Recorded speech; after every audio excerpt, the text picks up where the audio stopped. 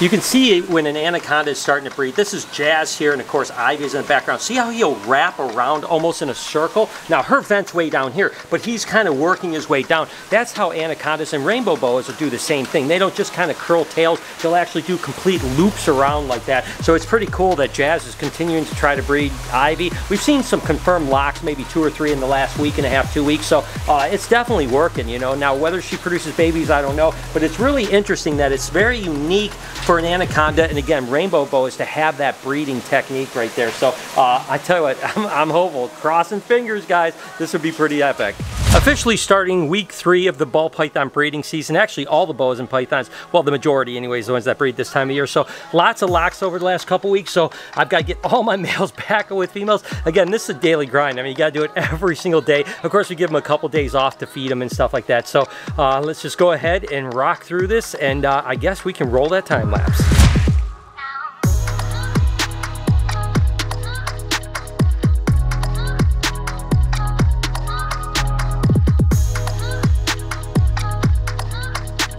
You know, even after all these years, I get excited switching males into females. Can't wait to see what happens. You know, I'll come back and check them in a couple hours and then again in the morning, and we'll mark all the breeding. But it's exciting. I mean, even after 30-something years of putting males in with females, I'm always excited to see what's going to breed in the morning. And we've got a pretty good weather front coming through right now, so I'm thinking the breeding might be pretty good. So we'll find out tomorrow. Oh, lordy.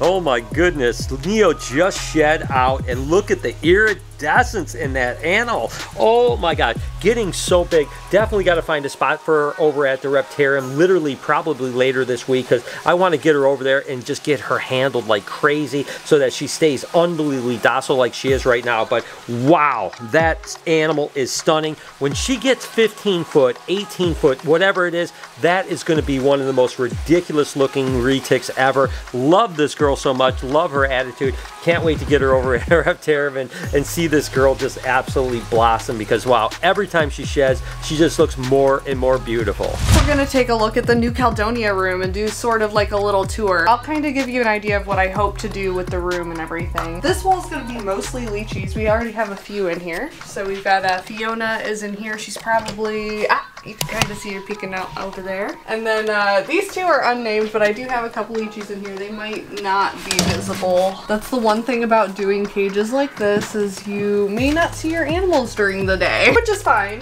That means they're happy, right? So right here we've got a trio of crested geckos in this cage, and then we've got a pair in this one. Eventually I'll have another female to go in here, but there's the female there. And then I will have one more trio of cresties to go in this cage. And then yeah, like I said, the rest of these ones over here are gonna be all leachies. Probably Big Bertha and her man, whatever one we decide to put her with this year, we'll go in that big one. We have all our cave geckos in here. These are another one you'll never see unless the lights are off. Not on the bark. So I guess you guys don't get to see them. And here we have our day gecko.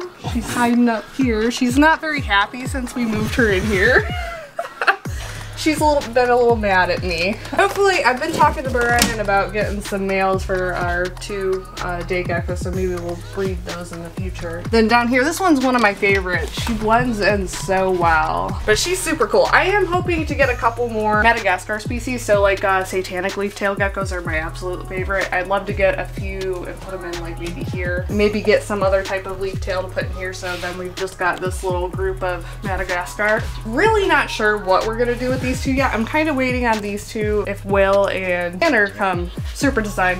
So hopefully they'll be able to do something with these two. Unsure about these ones so far. And here we've got, this little guy is super cool. He's one of my favorites because he really utilizes his cage in the way that I like built it out for. He like hides right in your vision, but most people miss him. He's so cool. He's a chameleon gecko, a Bowers chameleon gecko. We'll have a few more of those coming in here too. We'll probably never find this guy, but he's our Saracenorum gecko, the male. We did just get a group of 3 females, so I'll probably end up building out these cages for those 3 to just grow out in. They'll eventually get bigger than their cresties, so they're gonna have to move up probably to either this size or this size cage. And then I have to figure out where all my gargoyles are going to, so they may end up going in these ones. They'll probably end up in these ones too for now. So needless to say, Jessica has a lot of work to do, huh? Yeah, I still have to decorate and like get rid of all the screws and stuff over on this side too. The only wall I've done that with is this first wall here. It looks great so far, Jess. Yeah, it's coming along. Hopefully when I get this room finished too, we will do a tour at night because I've come in here at night and everything's out when it's nighttime. You know, because everything's nocturnal in here pretty much, except for the day gecko. So yeah, we'll have to do that. So we have Kyla Smith from the UK actually sent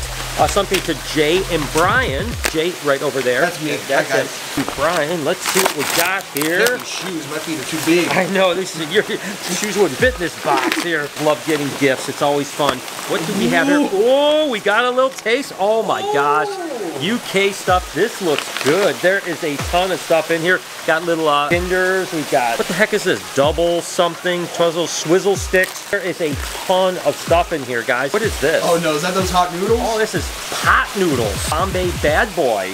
Oh my gosh, look at all this stuff here. Oh my gosh. Ooh, I like these shortbread. Oh, doggy. Got some good stuff here. We got, a little ornament for Noah. So ornaments for the tree. We got Noah, Lori, Jay. Ooh, that's me. That's you. And we got Brian. We're definitely gonna hang these on the tree and tons of other stuff. So I tell you what, we'll probably do kind of a little mukbang of this UK stuff over on Noah's channel. You can follow him down below is the link for Noah's channel. So go do this.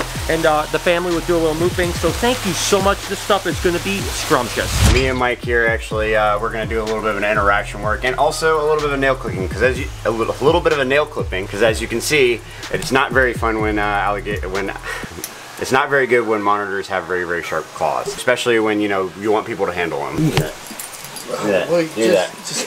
Now this is Hiccup, as you guys already know, our new guy, and he's already super sweet and super cool to hold. But man, those claws. Woo. Totally almost just fell over. It's okay. Come here, Hiccup. Just don't poop on me, buddy. That's just always what happens. We're not trying to hurt you, Bobo. We're just trying to help you out a little bit. All right. So what I'm gonna have you do is I'm gonna have him like sort of sit on my hands, and I want you to basically just knock the tips off. It's not like clipping the dog's nails. You're not trying to get it really short. You're just trying to make it where it's not pointy anymore. He's got to still have his claws. I don't want to restrain him. I want this to be an easy process. So like, oh, there he goes. He's pooping. So the important thing to know, obviously, that the pooping needs to stop too. But with nails and stuff like, it smells wonderful, doesn't it? Oh, the perfume in the morning. Oh yeah, it's just literally my life at this point.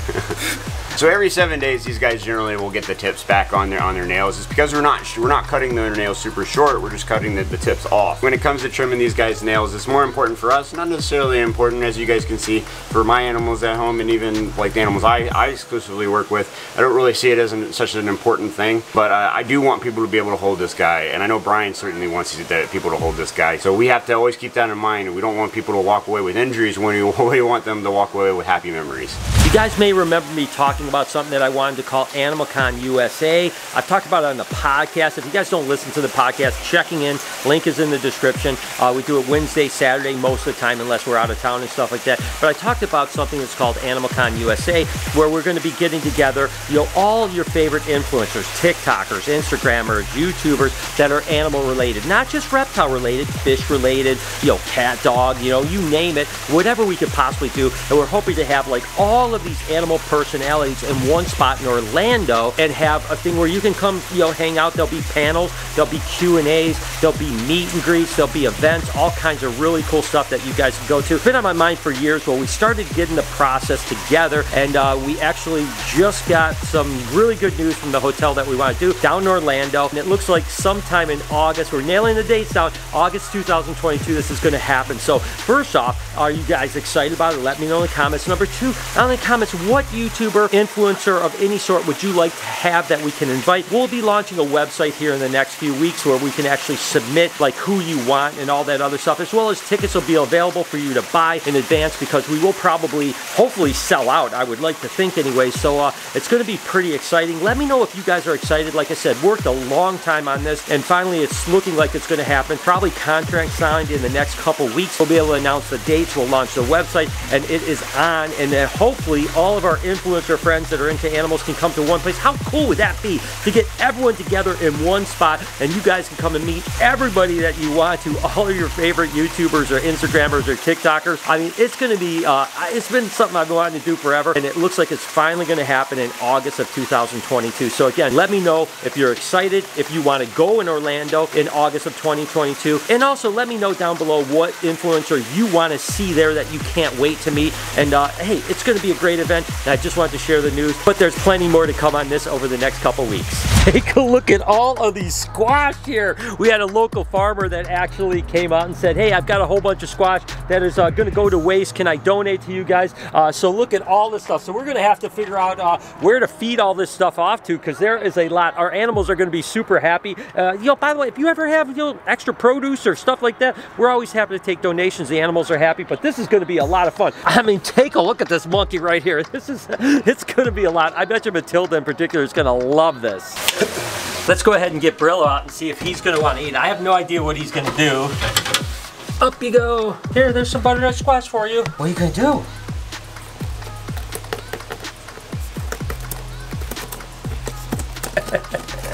What a trip. Okay, you know how to dig in it. Well, he definitely seems to be liking it.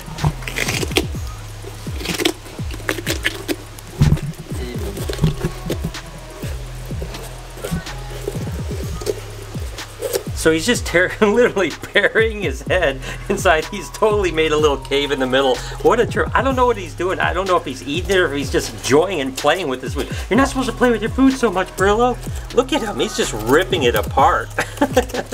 I think this is good enrichment for him. There's no doubt he's having a blast. Of course, we've got Karma 2.0 over here and Fruit Loop over here, our Panther Chameleons. Always amazing to get to see them eat. And we always try to bring you like cool shots, you know what I mean? So I think that we have an idea that's going to be pretty cool. What do you say we feed them? And let me know in the comments what you guys think about that.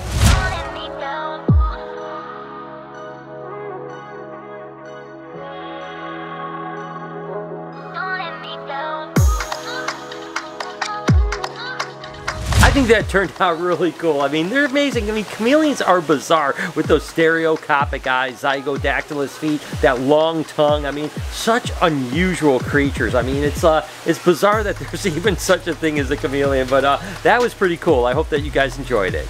Been a while since you guys... Sorry.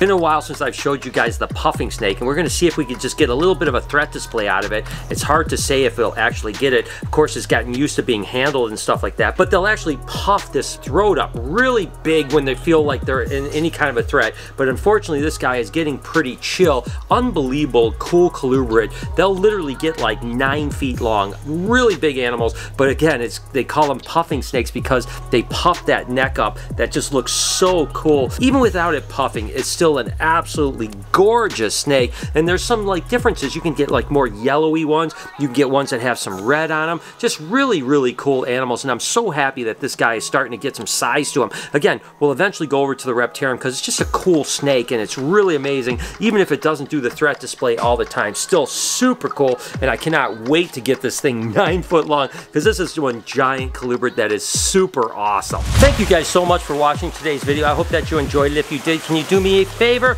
Hit this playlist right there. You can watch as many videos as you want. You could also do me one other favor and hit this subscription button. It really means the world to me. Have an absolutely wonderful day, Reptile Army. Remember, be kind to somebody, and I promise I'll see you in the next one.